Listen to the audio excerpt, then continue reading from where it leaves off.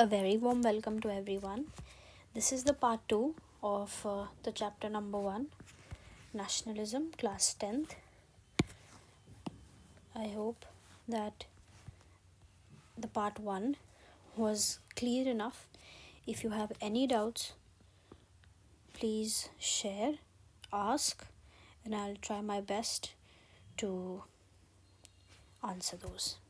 So, in the first part of this chapter, we learned that how the man of that time, Suro, tried to have a utopian vision and draw something out of the blue, right? Then we studied about what is nation state, what is the French Revolution's background, how was the idea of nation inherited among the blood of people. Then we studied about 1804 Civil Code. Then we studied a little bit about Napoleon Bonaparte. Now we will study the making of nationalism. Okay, so the word nationalism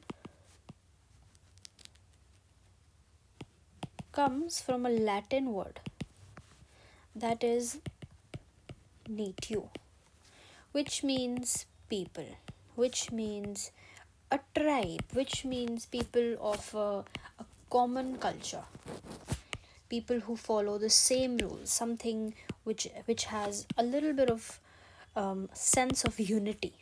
That is nationalism. Now, if you look at the map of the mid 18th century Europe, you will find that there were no nation states as we know them today.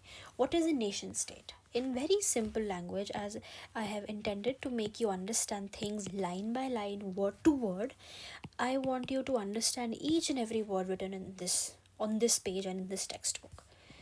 Knowing the meanings of the word helps a lot. So do not try to miss or skip words in order to do anything faster. Okay. Now, what is a nation? Nation is a people's country. People's country. Whereas, what is a state? State is a politically formed country which is governed by a government. Now, most of you will think that no, state is different from a country. Now, there are two states. First is a state with a capital S, and second is state with a small s. This state means a country, and this state means a state as a part of a country. So इसमें फ़र्क है. There is a difference. Okay. So what is a nation state is? एक united country. जैसे हमको आज पता है कि यूरोप में पोलैंड है, स्वीडन है, डेनमार्क है, फ्रांस है, जर्मन है, स्पेन है, सब कुछ है, राइट. पहले यानी कि मिड 18th सेंचुरी में ऐसा नहीं था. मिड 18th सेंचुरी में छोटे छोटे प्रिंसिपैलिटीज़ थी, छोटे छोटे किंगडम्स थे, छोटे छोटे डचीज़ थी, कैंटन्स थे. I will further explain this in the next explanation. तो इसमें क्या बताया गया है कि उस ज़माने में ऐसी कोई नेशन स्टेट्स नहीं थी. उस ज़माने में किंगडम्स थे, उस ज़माने में डचीज़ थी, जैसे बोलते हैं ना, Duke of this, Duke of that, ऐसा कुछ था. तब कोई कंट्री नहीं थी, तब कोई स्टेट नहीं बनी थी. What we know today as Germany, Italy, Switzerland were divided into kingdoms. वो kingdoms थे, वो duchies थी, वो cantons थे, जिनके ruler, whose rulers had their autonomous territory, जिनके rulers के पास उनकी अपनी territory होती थी. For example, let me tell you, duchies जो होते हैं उनका ruler होता है duke. ठीक है. काउंटर पढ़ा था ना हमने, क्या पढ़ा था? कैंटन. काउंट होता है, ठीक है. एक किंगडम होता है, किंगडम का रूलर कौन होता है? किंग. फॉर एग्जांपल स्विट्ज़रलैंड लेते हैं. स्विट्ज़रलैंड में आज भी it is made up of cantons, यानी कि स्मॉल प्रिंसिपैलिटीज़ या छोटी छोटी जगहें, प्रिंसिपैलिटीज़ जिनकी अपनी एक लोकल गवर्नमेंट है. Sorry for the bad hand writing, trust me, I am trying my best. Switzerland आज भी लगभग 26 उनमें कैंटन्स होते हैं जिनकी अपनी लोकल सेल्फ गवर्नमेंट होती है, जो अपने आप को खुद गवर्न करते हैं। उनका कोई सेंट्रल गवर्नमेंट उनको गवर्न करती है, लेकिन वो उन पर रूल नहीं कर सकती डायरेक्ट, वो लोकल सेल्फ गवर्नमेंट करती है। तो वो होते हैं कैंटन्स। अब हर एक किंगडम का एक किंग होता था, उसके पास उनकी टेरिटरी होती थी, ये लिखा है इसमें। ईस्टर्न एंड सेंट्रल यूरोप और अंडर ऑटोक्रेटिक मोनार्कीज। ऑटोक्रेटिक का मतलब क्या होता है? ऑटोक्रेटिक का मतलब होता है मोनार्की, यानी कि जो किंग रूल करे और वो एब्सोल्यूट हो। एब्सोल्यूट का मतलब क्या होता है? मतलब जो मैंने कह दिया सो कह दिया, पत्थर पर लकीर बन गई है वो बात, now no one can change, which means autocratic monarchy मतलब जब एक ही बात लागू होगी, जब जब जो किंग ने बोल दिया वही होगा, ठीक है। सो eastern and central Europe were under autocratic monarchies. कौन सी डायनेस्टी की बात हुई है यहाँ पर? हमने बहुत सारी डायनेस्टीज पढ़ी, उनमें से हैब्सबर्ग एम्पायर की बात हुई है। Within the territories of which lived diverse peoples। अब फॉर एग्जाम्पल एक किंग है, ठीक है, एक किंग है, उनकी ये टेरिटरी है। ज़रूरी नहीं है कि इस टेरिटरी में सारे लोग ही पॉलिश बोलें, सारे ही जर्मन लैंग्वेज बोलें, है ना। तो कोई लोग पॉलिश बोलते थे, कोई लोग डच बोलते थे, कोई लोग कोई और भाषा बोलते थे, सब अपनी अपनी भाषाएं बोलते हैं। This means that they were of diverse culture and identity. They did not see themselves as sharing a collective identity or a common culture। ठीक है, कोई पॉलिश है, कोई डच है, फॉर एग्जांपल आज आपके जो टाउन है, आपका जो सोसाइटी है, जो अपार्टमेंट है, वहाँ पे हर इंसान का अपनी भाषा है, अपना लैंग्वेज है, अपना कल्चर है, अपना क्यूजीन है। तो वही वो कह रहे हैं कि उनके किंगडम्स में जो लोग रहते थे वो कलेक्टिव आइडेंटिटी या अपने आप को एक कॉमन कल्चर का नहीं देखते थे, क्योंकि वो अलग अलग भाषाएं बोलते थे। They even spoke different languages and belonged to different ethnic groups. The Habsburg empire that ruled over Austria-Hungary, for example, was a patchwork of many different regions and peoples. It included Alpine region, Tyrol, Austria, Sudetenland, as well as Bohemia, where the aristocracy was predominantly German-speaking। अब ये line क्या हमें बोलती है? सबसे पहले हम Habsburg empire समझेंगे। हैब्सबर्ग एम्पायर ये एक ऐसा एम्पायर है जिसने यूरोप पे 600 ईयर्स के लिए रूल किया था। आपको पता होगा, आपने फ्रेंच रेवोल्यूशन पढ़ा है।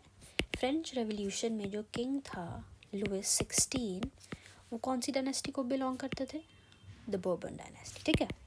तो बर्बन डायनेस्टी भी हैब्सबर्ग एम्पायर की एक डायनेस्टी है। ये एक डायनेस्टिक रूल होता है, एक एम्पायर में बहुत सारी डायनेस्टीज होती हैं। तो लुइस 16 बर्बन डायनेस्टी के थे। ये जो हैब्सबर्ग एम्पायर था ना, ये ऑस्ट्रिया हंगरी पे रूल करता था।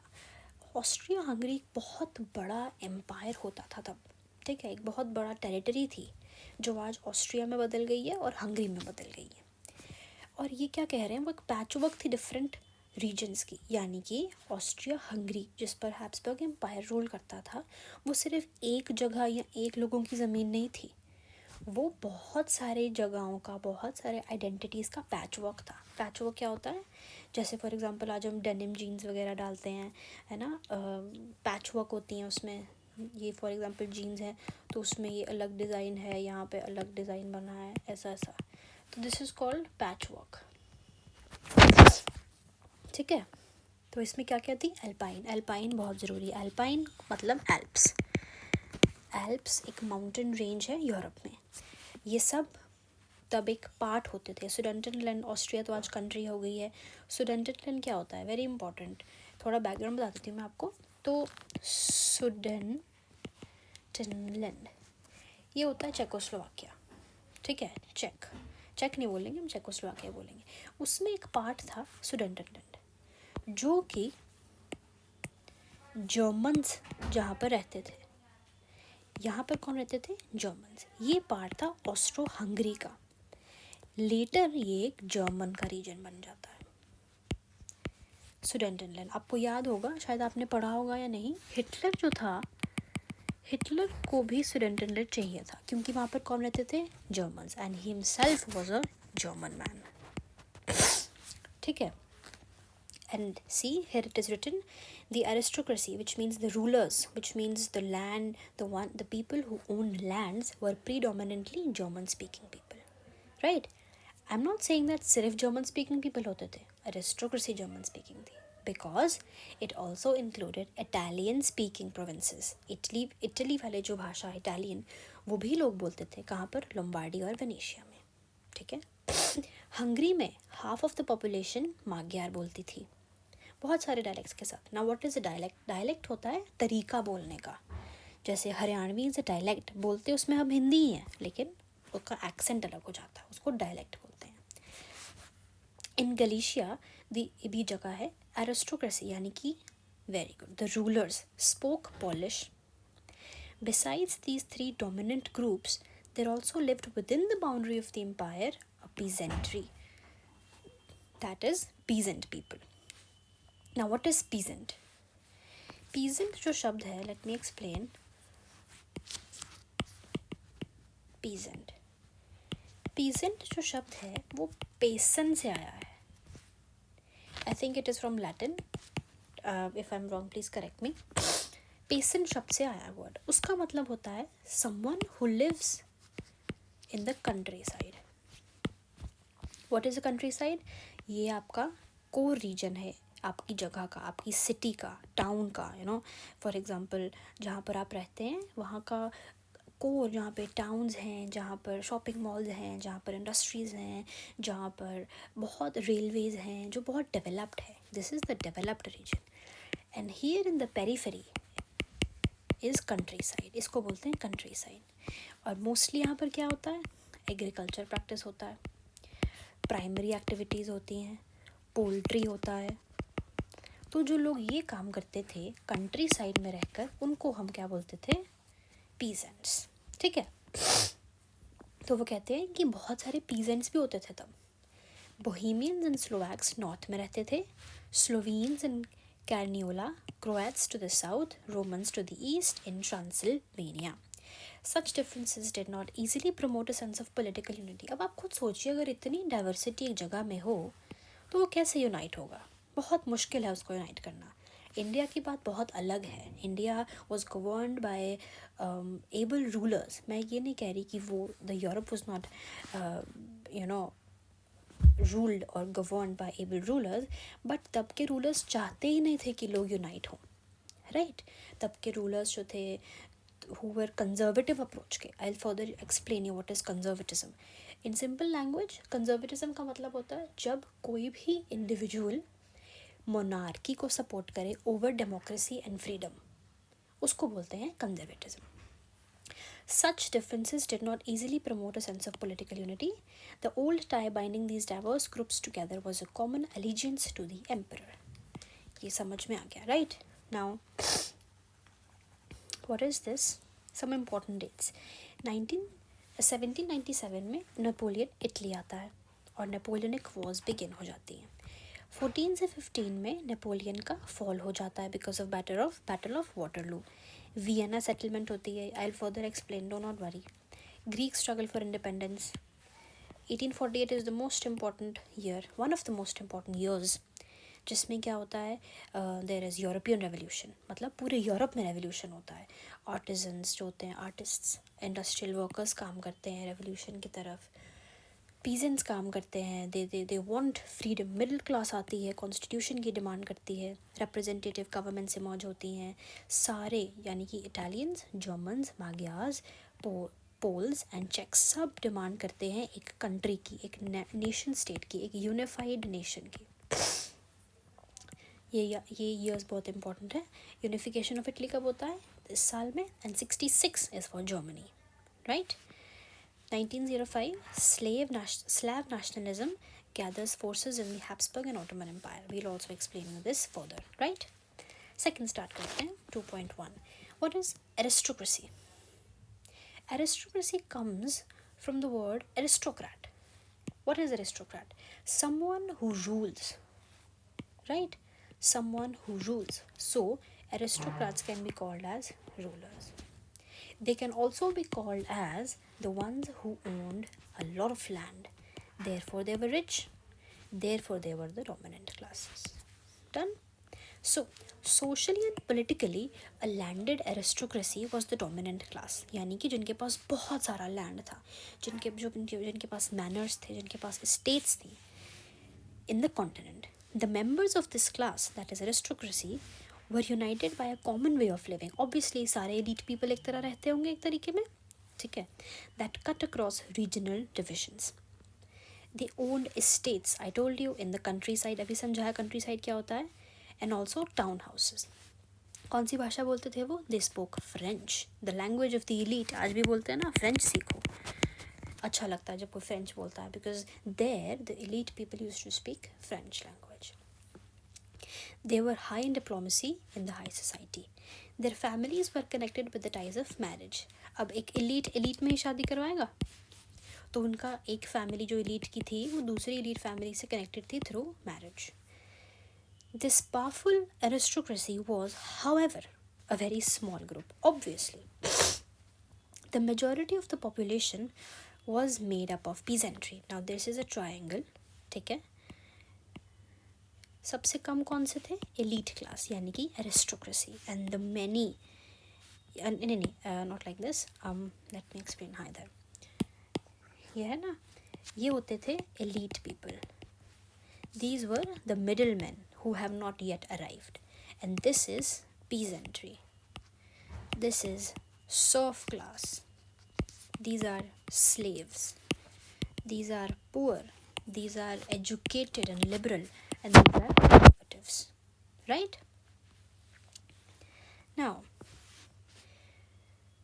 the majority was peasantry. To the west, this is west. To the west, the bulk of the land was farmed by tenants and small owners. बहुत सारा area in the west of Europe was owned by tenants, यानी कि जो rent पे रहते हो, जो tenant हो, and small owners. लेकिन ईस्टर्न में और सेंट्रल यूरोप में the pattern of land holding was categorized by vast estates which were cultivated by the serfs. इसमें क्या बोला उन्होंने? देखिए, they have said that for example this is Europe, ठीक है? This whole is Europe. In the west, what happened was this land was not owned but cultivated by tenants. A very small portion of land was owned by the small owners. ठीक है? In the east and center there were vast estates. Estate क्या होता है? Estate is a big region जिसमें manor हो, fields हो, crops हो, machines लगी हो, residential area भी हो. There's a lot of space.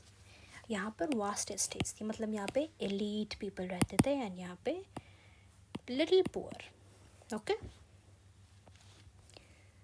Yes, and these, अब आप बताइए elite जो एरिया होगा क्या वो खुद अपना लैंड फार्म करेंगे? नहीं.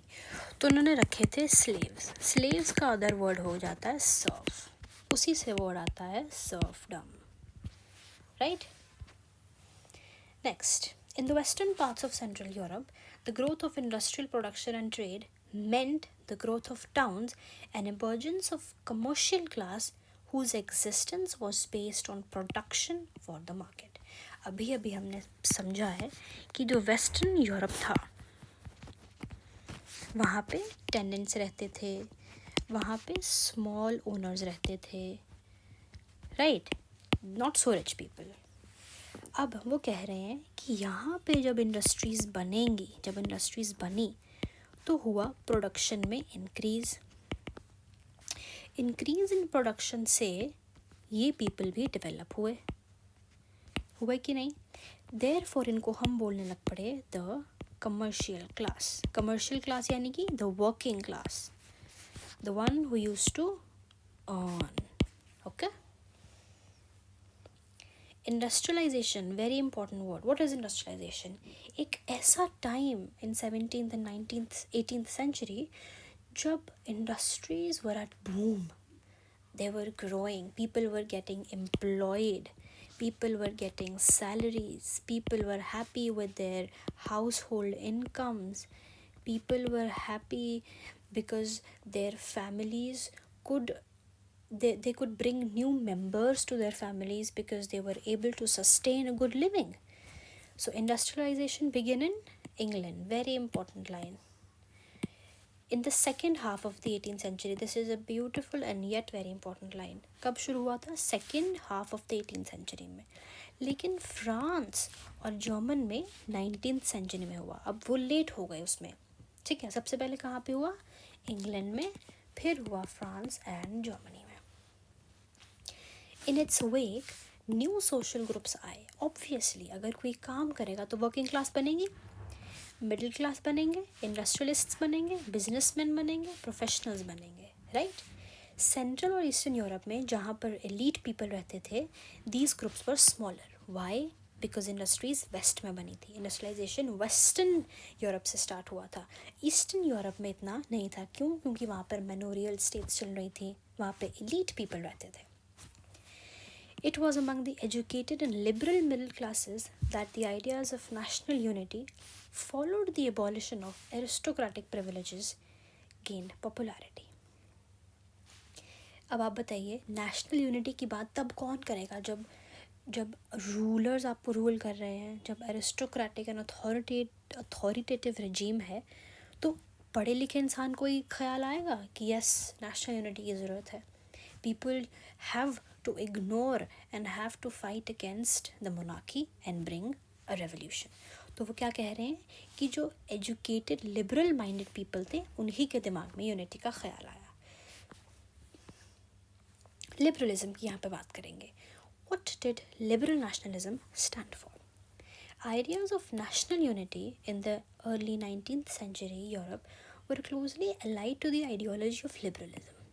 Liberalism is, you can say, a foundation for the idea of revolution. The term liberalism derives itself from a Latin root called liber, जिसका मतलब होता है फ्री होना, जिसका मतलब होता है लिबर होना. न्यू मिडिल क्लासेस के लिए liberalism stood for the freedom for individual and equality of all before the law. Middle class लोगों के लिए लिबर्टी का मतलब क्या था, इक्वालिटी का मतलब क्या था? कि हम इक्वल हैं before the law. Politically, it emphasized the concept of government by consent. Since French Revolution, liberalism had stood for the end of autocracy, clerical privileges, a constitution and representative government through parliament. 19th century liberals also stressed in the inviolability of private property. ये कह रहे हैं कि politically concept of liberalism brought कि government जो होगी वो वैसे चलेगी जैसे लोग चाहते हैं वो चले. जैसे फ्रेंच रेवोल्यूशन में लिबर्टी था ना, फ्रेंच रेवोल्यूशन का लोगो ही था, उनका मोटो ये था, लिबर्टी, इक्वालिटी एंड फ्रेटर्निटी. वैसे ही जैसे उन्होंने बोला कि ऑटोक्रेसी बंद करिए, एरिस्टोक्रेसी बंद करिए, बर्थ प्रिविलेजेस बंद करिए, वैसे ही इधर भी इक्वालिटी आई, ठीक है, फ्रीडम आया इंडिविजुअल के लिए. लिबर्टी का मतलब ये था, right. Now, yet, equality before the law did not necessarily stand for universal suffrage. Very important line. वो क्या कहने की कोशिश कर रहे हैं? वो कह रहे हैं कि अगर इक्वालिटी आई तो इसका मतलब ये नहीं कि सबको वोटिंग का अधिकार मिल गया. सबको जब वोटिंग का अधिकार मिलता है उसको हम सफरेज बोलते हैं, ठीक है. तो उन्होंने बोला कि जब यूरोप में इक्वालिटी आया उसका मतलब ये नहीं था कि सबको वोट करने का मौका मिल जाए. No. You will recall the revolutionary France, which marked the first political experiment in liberal democracy, the right to vote. सबसे पहले फ्रांस में हुआ था revolution, and to get elected was granted exclusively to property owning men. मैंने कल ही समझाया था कि only the active citizens were allowed to vote. जो 25 प्लस हों, जो men थे, जिनके पास बहुत सारी प्रॉपर्टी थी और जो बहुत सारा टैक्स दे सकें, only they were allowed to vote. लेकिन जो पैसिव पीपल थे, यानी कि द विमेन, यानी कि the one who did not have any land, जो टैक्स नहीं पे कर पाते थे, उनको वोटिंग का भी अधिकार नहीं था. This is inequal, this is inequality. दो तब के टाइम के लिए ये बहुत अच्छी बात थी, तब के टाइम के लिए किसी कॉमन इंसान को चाहे उसके पास लैंड हो, एक्सेप्ट फॉर द किंग, उसको वोट करने का अधिकार होना मतलब बहुत बड़ी बात थी, ठीक है। Men without property, all women were excluded from political rights, अभी समझाया। Only for a brief period under Jacobins revolutionary club did all adult males enjoy suffrage, ठीक है। जैकोबिन क्लब था, उसमें अडल्ट मेल्स को एंजॉय करने का हक मिला, voting rights. Napoleonic code went back to limited suffrage and reduced women to the status of minor, subject to the authority of father and husband. क्या बोल रहा है ये, क्या बोलना चाह रहा है यहाँ पे? The author is trying to say कि दो तब के टाइम पे, यूरोप के टाइम पे मेन को अलाउड था वोट करना जिनके पास प्रॉपर्टी है, करेक्ट।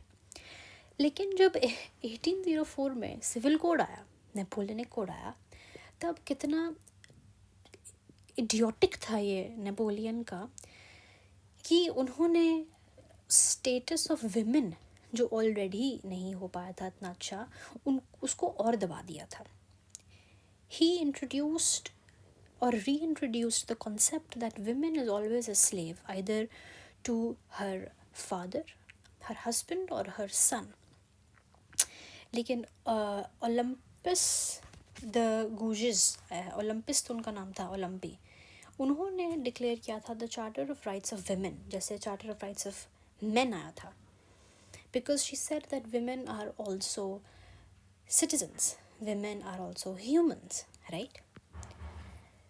ये बात हो रही है इधर।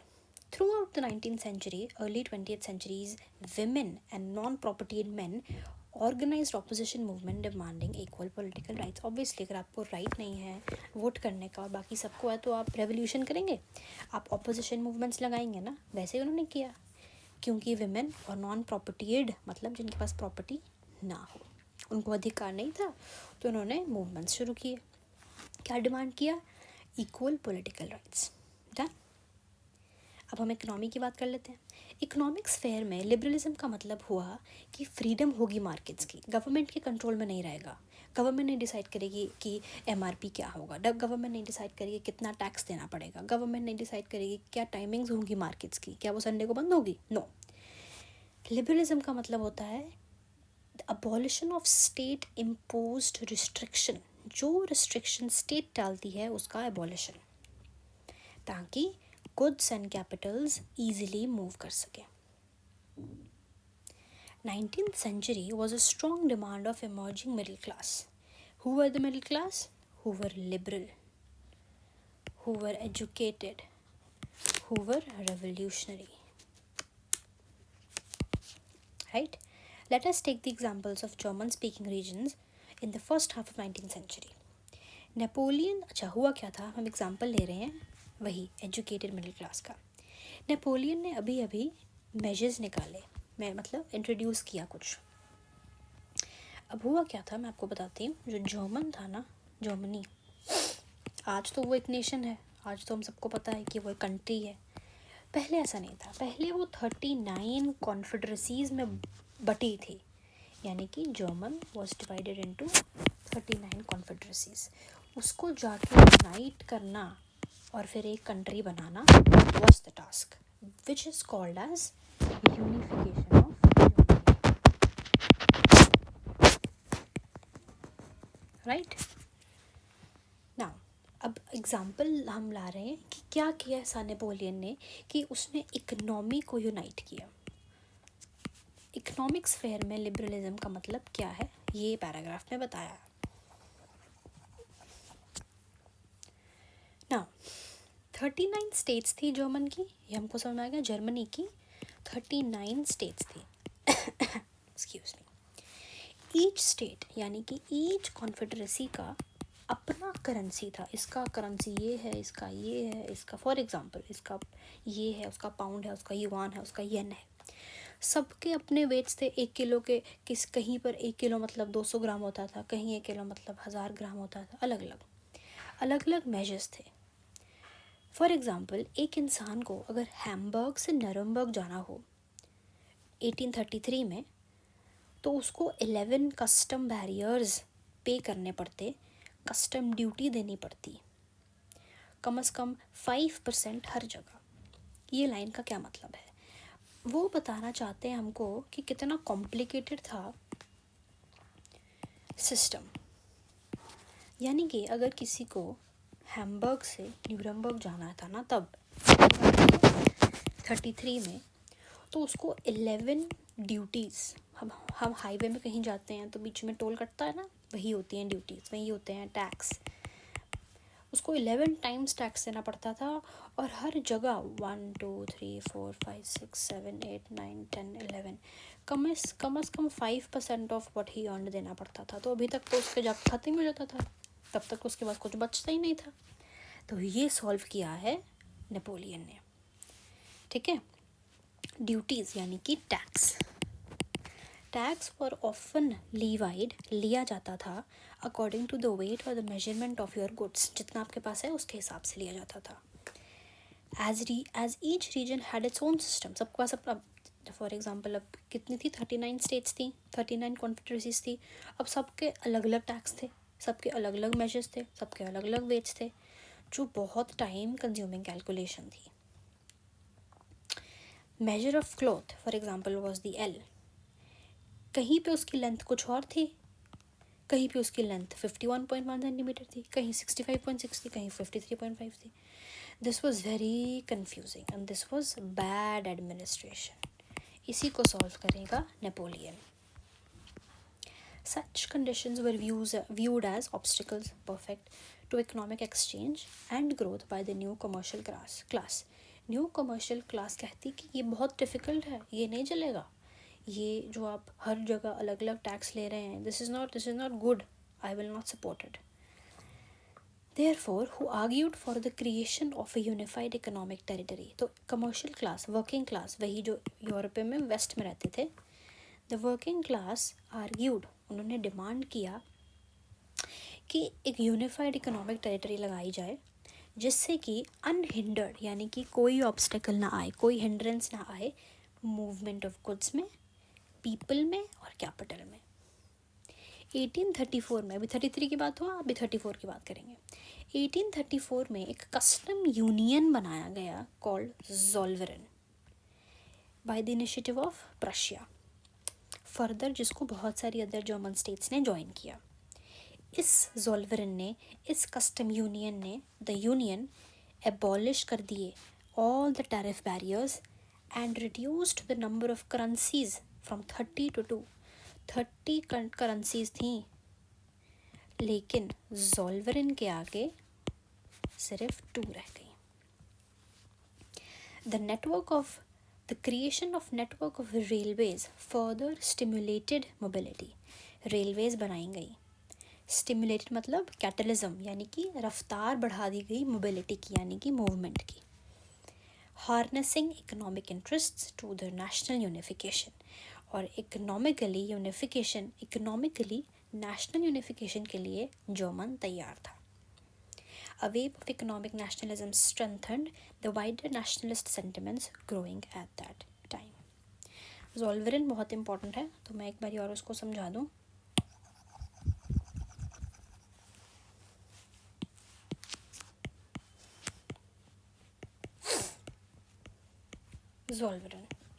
ज़ोल्वेरन का मतलब क्या होता है?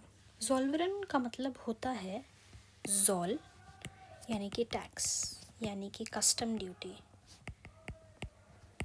विरन का मतलब होता है कोई भी एसोसिएशन, कोई भी यूनियन, तो इसीलिए इसको बोला गया था कस्टम यूनियन। आप इसको टैक्स एसोसिएशन भी कह सकते हैं। एनसीईआरटी ने क्या बोलना चूज़ किया? Custom union. ये एक ऐसा कस्टम यूनियन था जो 1834 में बना। ठीक है, इसका मोटिव क्या था, ऑब्जेक्टिव क्या था कि हम इकोनॉमिक यूनिटी इनिशिएट करें, हम एक ऐसा सिस्टम बनाएं जहाँ पे टैक्स फ्री ट्रेड हो, जैसे ईयू है ना, जैसे ब्रिक्स है।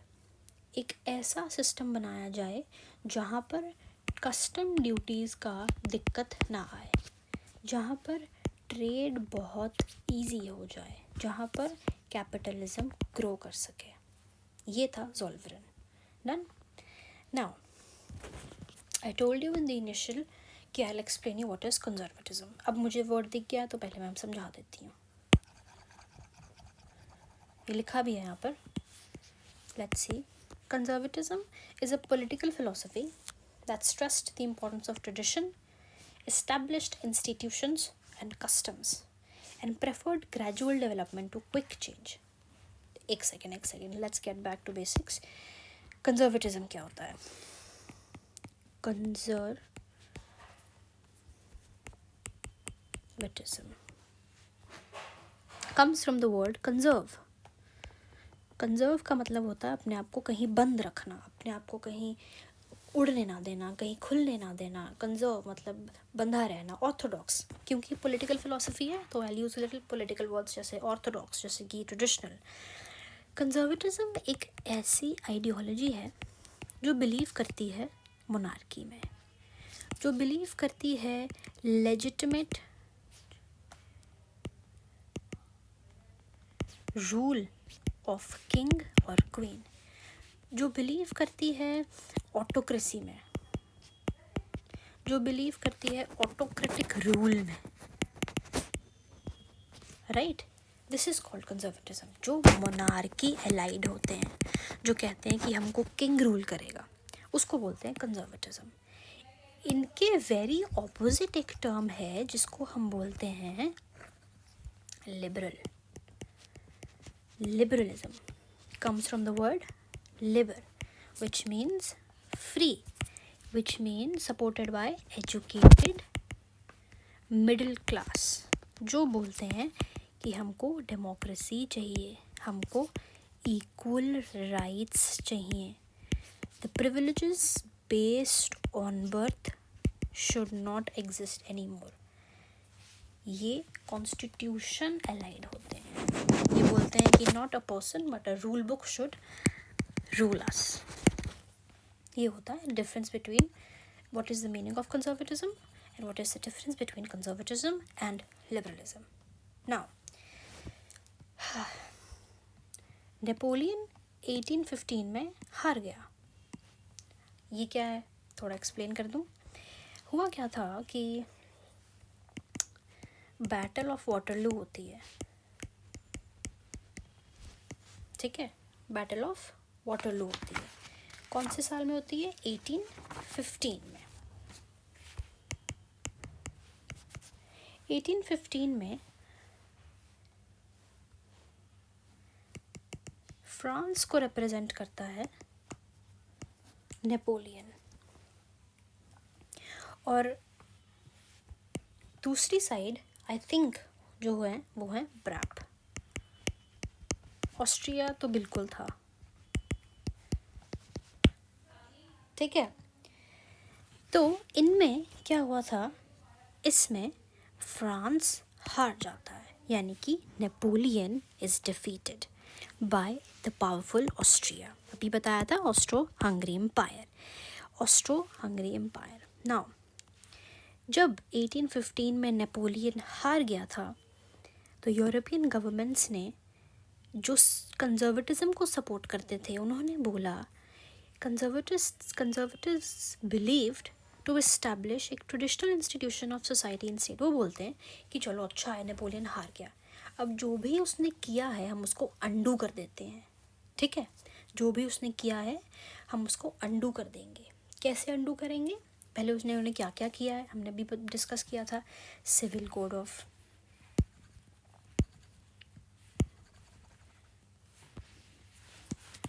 सिविल कोड ऑफ 1804 किया, ठीक है। सफरेज दिया, फिर कस्टम ड्यूटीज़ हटाई, करेंसी एक किया, दो की, ठीक है। ये सब कुछ सब इजी किया, प्लस टेरिटोरियल डिफरेंसेस किए, बर्बन डायनेस्टी को हटा दिया, एंटी मोनार्की था initially Napoleon, he was a liberal. तो उन्होंने बोला कंजर्वेटिव्स ने कि चलो अच्छा है, नेपोलियन हार गया है, अब हम ट्रेडिशनल इंस्टीट्यूशंस को दोबारा लेकर आते हैं, यानी कि मोनार्की लेकर आते हैं, चर्च का कंट्रोल लेकर आते हैं, अपनी सोशल हायरार्कीज दोबारा री इंट्रोड्यूस करते हैं, प्रॉपर्टी राइट्स उन्हीं को देंगे, वोटिंग अधिकार उन्हीं को देंगे जिनके पास प्रॉपर्टी है, रिस्पेक्ट उन्हीं की करेंगे जिनके पास प्रॉपर्टी है, and family should be preserved. Most conservatives, however, did not propose a return to the society of pre-revolutionary days. इसमें क्या लिखा है कि मोस्ट कंजर्वेटिव्स जो थे वो कहते थे कि नहीं जाते हैं पीछे, हम वही रहते हैं जहाँ आज हम हैं, जो भी नेपोलियन ने किया है वो सही किया है. Rather, they realized from the changes initiated by Napoleon that modernization could in fact strengthen traditional institutions like monarchy. Mostly conservatives कहते थे कि जो इंट्रोडक्शन नेपोलियन ने लेकर आया है सोसाइटी में, जब उसने मेरिट इंट्रोड्यूस किया है, उन्होंने प्रिविलेजेस बाय बर्थ हटा दी हैं, उन्होंने कस्टम ड्यूटीज़ एबॉलिश कर दी हैं, रेलवेज इंट्रोड्यूस किया है, industrialisation, anti church authoritative rule किया है, तो हमको इसको बरकरार रखना चाहिए क्योंकि इससे स्टेट और पावरफुल और स्ट्रॉन्ग बनेगी. A modern army, an efficient bureaucracy, a dynamic economy, an abolition of feudalism and serfdom could strengthen the autocratic monarchies of Europe. कुछ का भरोसा ये था कि अगर हमको अपनी मोनार्की को और स्ट्रॉन्ग करना है और ऑटोक्रेटिक करना है तो हमको फ्यूडलिज्म भी एक कॉन्सेप्ट है, अभी समझाते हैं, सर्फडम को एबॉलिश कर देना चाहिए. ठीक है. नाउ व्हाट इज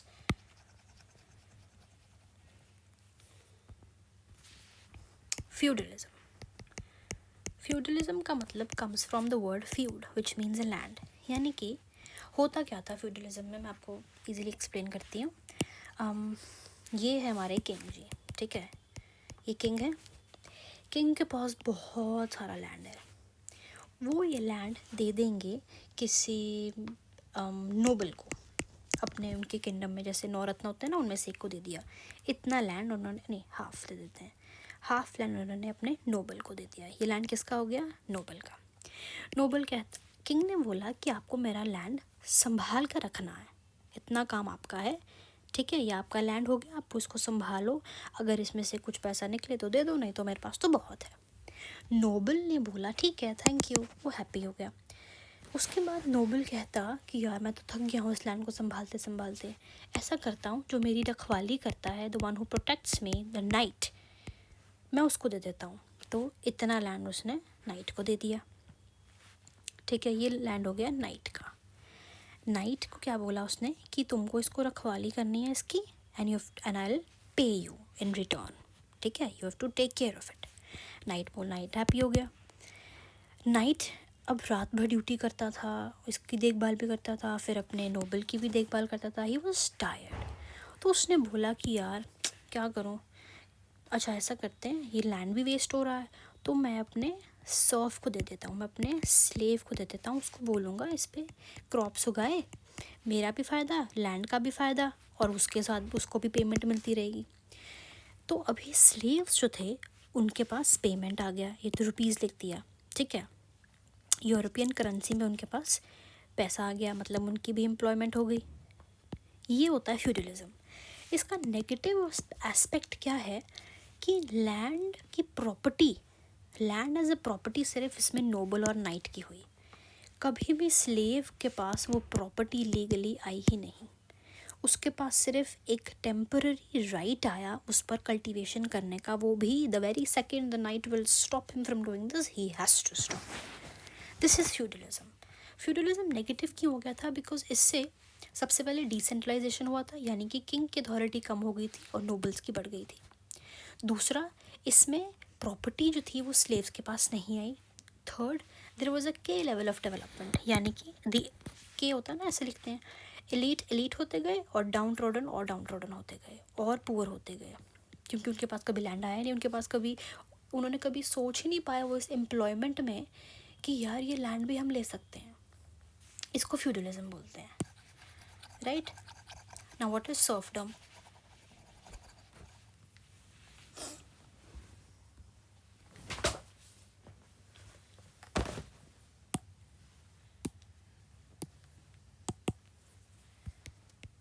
सर्फडम क्या होती है? Comes from the word serf. यानी कि अ स्लेव, यानी कि I will, for example there is a person, ठीक है, and this is a slave and this person will pay him or her in return of slavery, ठीक है, this is called serfdom, simple. Now 1815 में क्या होता है, representatives of European power, okay, this is Congress of Vienna, just give me a second.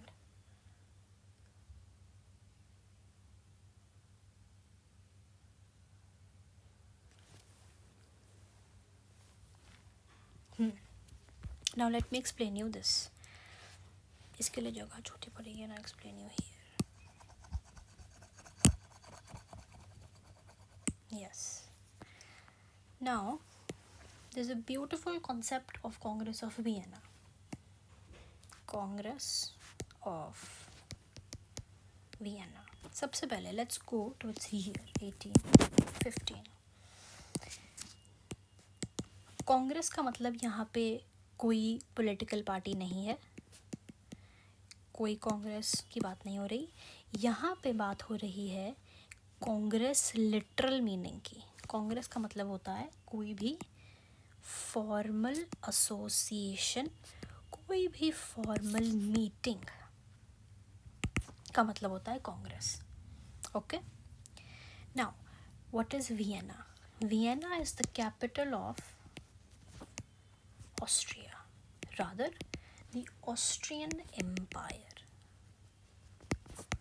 Okay. So अब समझ में आया कांग्रेस ऑफ वियना का मतलब क्या होता है? कांग्रेस ऑफ वियना इज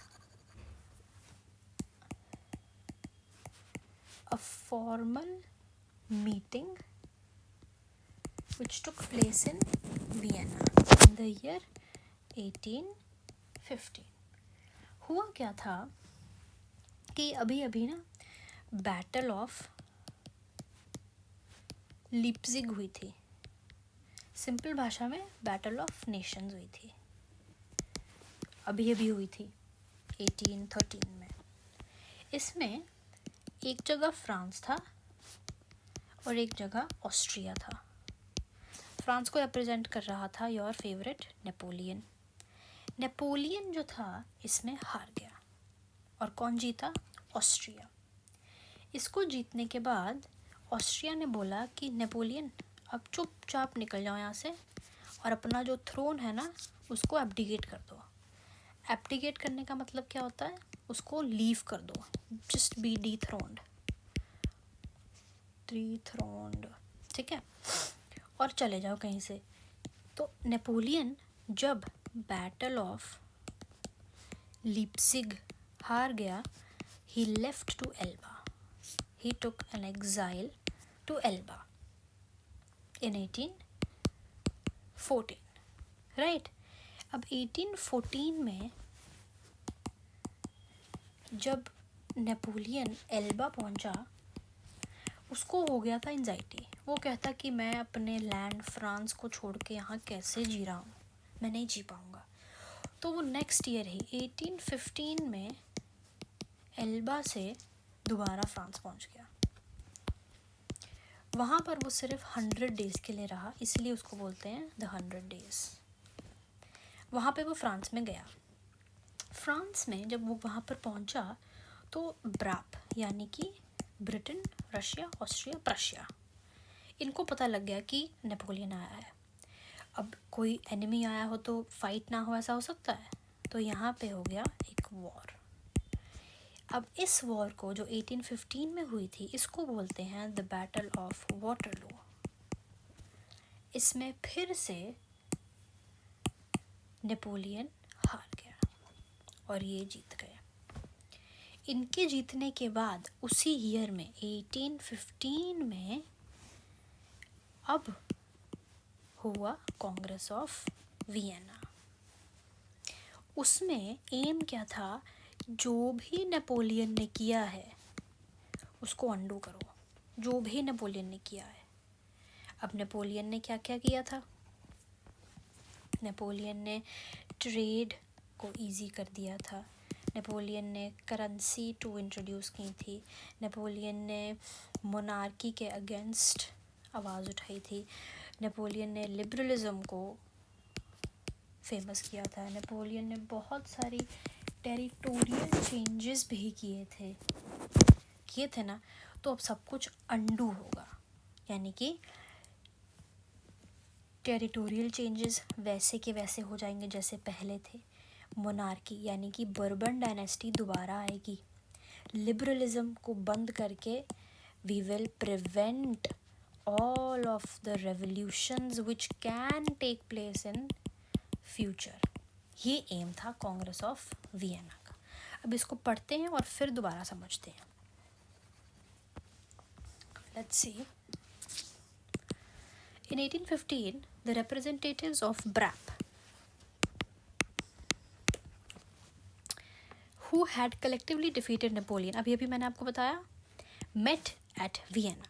अभी ब्रैप ने नेपोलियन को हराया था बैटल ऑफ वाटरलू में।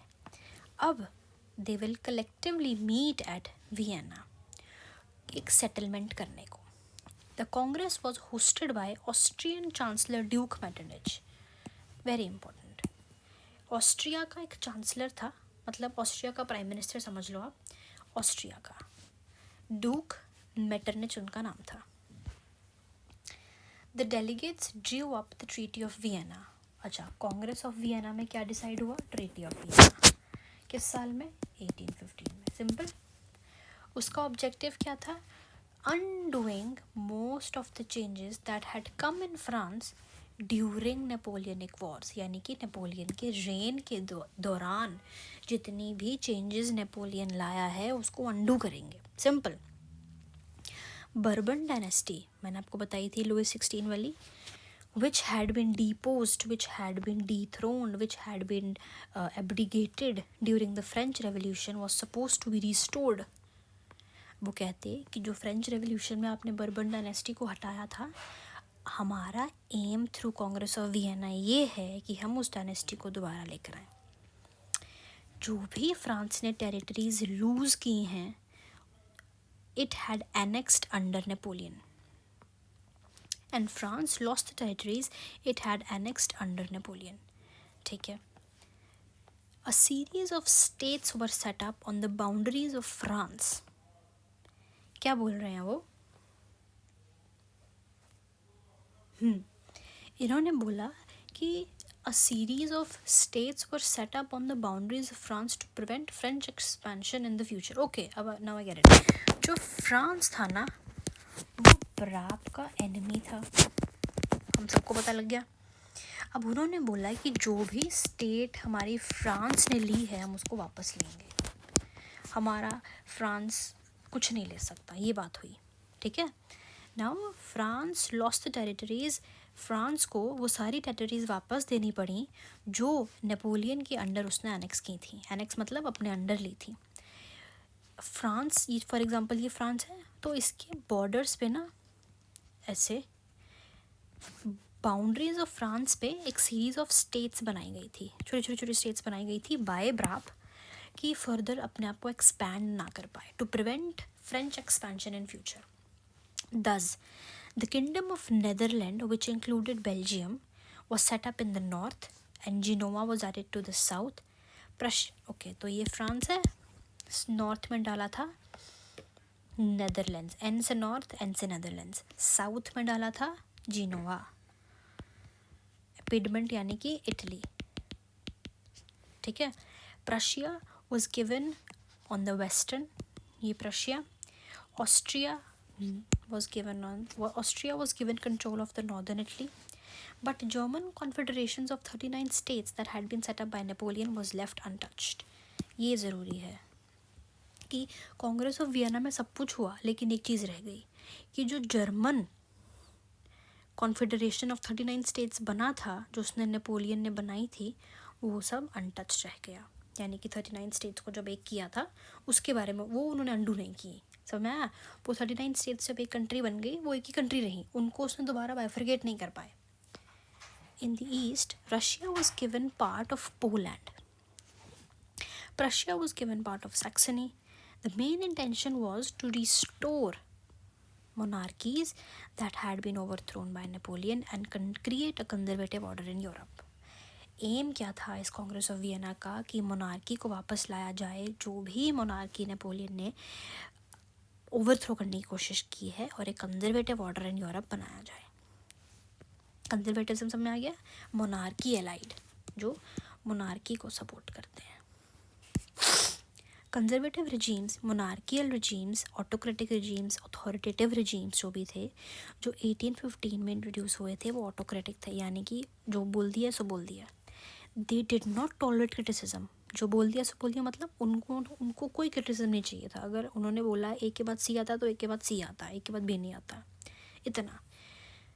And dissent and sought to curb activities that questioned the legitimacy of autocratic government. वो कहते हैं कि कोई भी एक्टिविटी अगर तुम हमारे अगेंस्ट कर रहे हो, it will be questioned, plus हमारी लेजिटिमेसी यानी कि हमारा राइटफुल हक जो है वो वही रहेगा, चाहे हम ऑटोक्रेटिक गवर्नमेंट ही क्यों ना हो. तुम्हारा कोई हक नहीं है कि तुम कुछ भी हमारे ख़िलाफ़ बोल सको. यानी कि वही एक अथॉरिटेटिव रिजीम शुरू हो गया, जैसे नॉर्थ कोरिया में कि जो मैंने बोल दिया वो बोल दिया.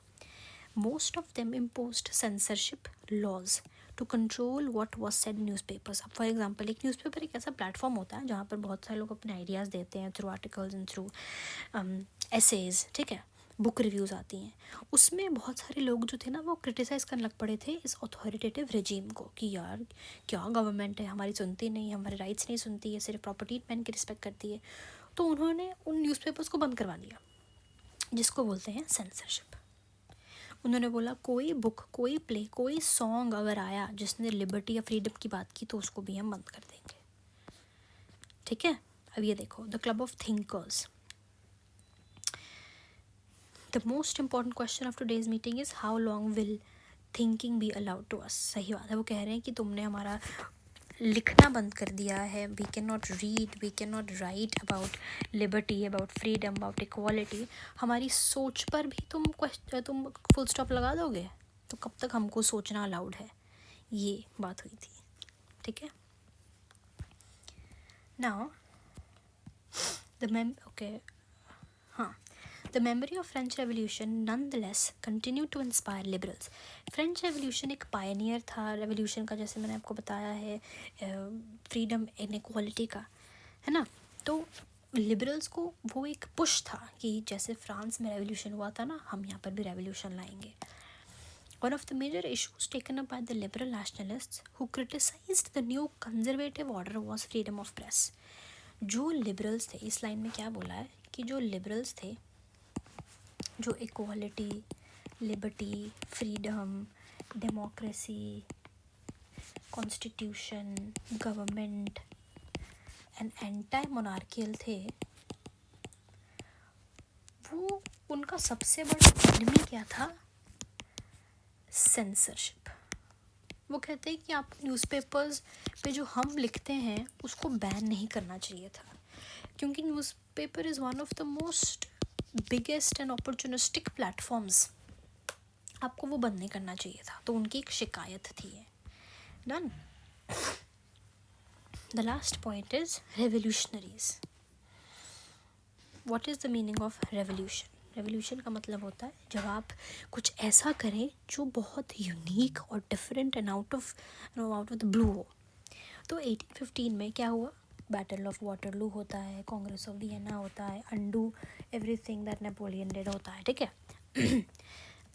The fear of repression drove many liberal nationalists, middle educated people underground. Very good. बहुत अच्छा पॉइंट है. क्या बोल रहे हैं वो? बोल रहे हैं कि तब की जो गवर्नमेंट्स हमने देखा है कि गवर्नमेंट इंसान को, गवर्नमेंट ऑटोक्रेटिक गवर्नमेंट या मोनार्की, कंजर्वेटिस्ट लोगों के अगेंस्ट बोलने ही नहीं दे रही, लिखने ही नहीं दे रही है. तो आम आदमी जो इसके अगेंस्ट है वो क्या करे? अगर वो कुछ लिखेगा तो बैन हो जाएगा, अगर कोई बुक लिखेगा बैन हो जाएगा, कोई स्टोरी लिखेगा तो बैन हो जाएगी. इस कारण ने उनको मजबूर किया कि हम सीक्रेटली सारा काम करें, हम सीक्रेटली रेवोल्यूशन लेकर आएँ, हम सीक्रेटली अपने बच्चों को बताएं कि ऑटोक्रेटिक गवर्नमेंट बुरी है, हमको कॉन्स्टिट्यूशन चाहिए, हमको डेमोक्रेसी चाहिए. इसीलिए आई सीक्रेट सोसाइटीज़.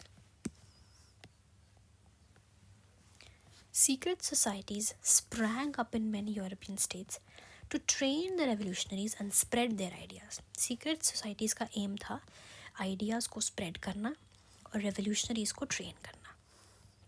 क्या रेवोल्यूशन लाने को? फ्रीडम ऑफ प्रेस डिमांड करने को, इक्वालिटी डिमांड करने को, ये सब. To be revolutionary at this time meant a commitment to oppose monarchical forms.